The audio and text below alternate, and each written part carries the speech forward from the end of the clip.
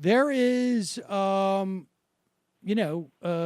lot of stuff coming down the pike, as we would say in Massachusetts, headed right towards Donald Trump and this administration. The debt ceiling, the extension of the budget, reauthorization of the FAA, important to keep planes in the air, reauthorization of the National Flood Insurance. FEMA seems to be running out of money at this point, dealing with everything from Harvey, Irma, the fires that we've had all across the West that we don't hear that much about because of all the other sort of metaphorical fires.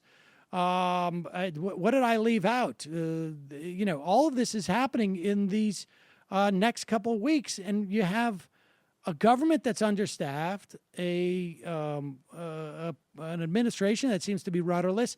I think to a certain extent,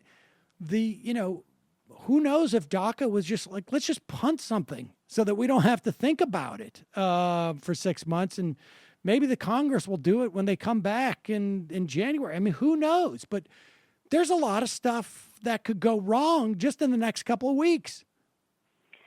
Well, I mean, yes, it is an unbelievable agenda, and a lot of this. Let's just preface all this by pointing out that much of this has to do with the GOP Congress and the Trump administration's complete ineptitude in wasting the last 8 months trying to repeal Obamacare over and over again, and they couldn't get that done. And as a result, all this stuff has piled up to the very end. I mean, a normal Congress would have dealt with much of this stuff already. These are not things that came up out of nowhere. I mean, the hurricanes did, but all the funding issues, the debt ceiling, all that, they know about that. That's coming up. They knew they had the dates, and they knew it. They just didn't deal with it. So now we're sitting here at the very last minute. This is our big, efficient, Republicans really taking care of business.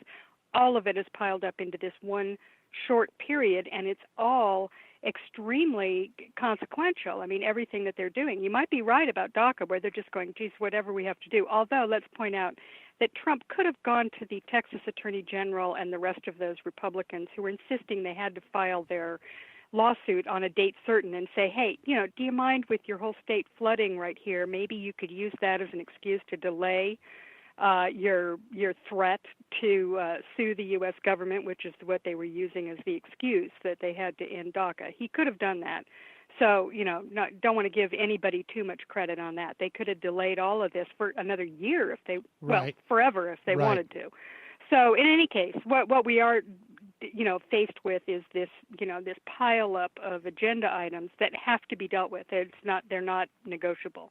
So, interestingly, and I don't know, you mentioned earlier that Bannon and the rest of the hardliners have less influence with Trump, but there was a story earlier in the week that Bannon was meeting with the Freedom Caucus in the House to lay out their strategy for how to deal with this pileup of issues. And we don't know specifically what they said. I mean, obviously they haven't revealed their strategy, but let's just say that he was quoted as saying it's going to be a bloody September. So, I mean, if that gives you a flavor of where the far right is coming from on this stuff, I think that should tell you. Now, we know that Bannon and the Freedom Caucus have already said that they were not going to vote to raise the debt ceiling with the hurricane relief attached to it. Meanwhile, Trump. It's funny because I've seen. You start to see a couple of people. There was a couple of stories I saw this week where you had some of these Freedom Caucus types saying, like, I don't want to raise this debt ceiling whatsoever.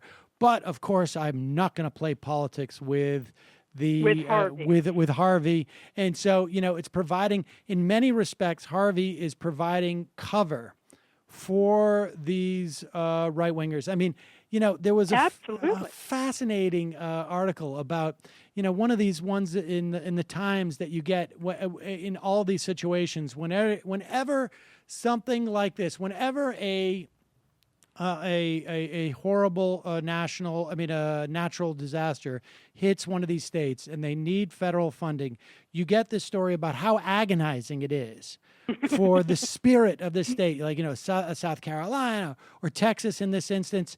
They're so independent, and it just breaks their heart to take federal money, but they're going to do it this one time.